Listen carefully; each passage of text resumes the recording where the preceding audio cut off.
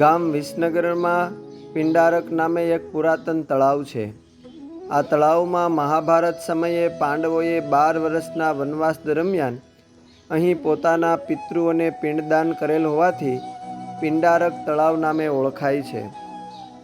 એક વખત શ્રીહરિ સૌ સંતો, ભક્તો અને પાર્ષદો સાથે વિચરણ કરતા વિસનગર પધાર્યા અને આ તળાવને પાવન કરવા સૌ સાથે શ્રીહરિએ ત્યાં સ્નાન વિધિ કરી. ઘોડાઓને પાણી પાયા અને તળાવને કાંઠે વૃક્ષના છાંયડે શ્રીહરિ સભા કરીને બેઠા. સૌ કોઈ સંતો, ભક્તો અને પાર્ષદો સન્મુખ બેસીને પુરુષોત્તમ નારાયણની પરાવાણીને સાંભળતા હતા. એ વખતે 10-12 સત્સંગના દ્વેષીઓનું ટોળું આજ સ્વામિનારાયણને મારવાનો લાગ મળ્યો છે એવા ઈરાદા સાથે હાથમાં લાકડીઓ લઈને હાકલા પડકારા કરતા હલ્લો બોલાવતા આવી રહ્યા હતા. જેવા એ નજીક આવ્યા એટલે રતનજી, મિયાજી અને ભગુજી વગેરે પાર્ષદો એમનો ઈરાદો પામી ગયા અને સાબદા થઈ ગયા. પોતાની સાથે લીધેલા તલવાર, ભાલાઓ હાથવગા કરીને તૈયાર થઈ ગયા.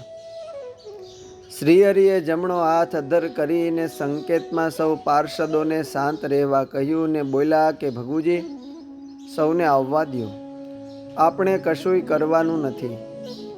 જેવા એ સૌ નજીક આવ્યા એટલે શ્રીહરિએ એમના ઉપર ઐશ્વર્ય ભરી નજર કરતા જ એમને સૌ બેઠા હતા એથી દૂર આંબાના ઝાડ નીચે શ્રીહરિ દેખાતા ત્યાં જઈને તે હથિયારો ઉગામવા માંડ્યા.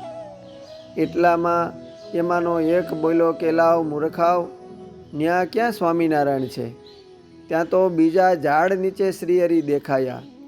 એટલે ત્યાં જઈને લાકડીઓ ઉડાડવા માંડ્યા. આમ અડધો કલાક શ્રીહરિએ એમને અલગ અલગ જગ્યાએ દોડાવ્યા પણ કોઈને હાથ આવ્યા નહીં.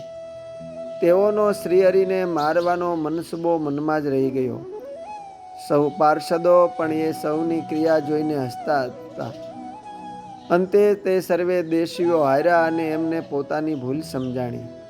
તેઓએ શ્રીહરિ પાસે આવીને સભામાં માફી માંગી.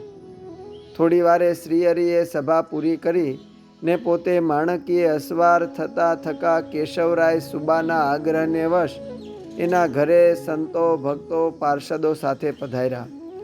અસ્તુ. જય સ્વામિનારાયણ. શ્રીજી મહારાજ દંડાવ્ય દેશમાં. જય સ્વામિનારાયણ.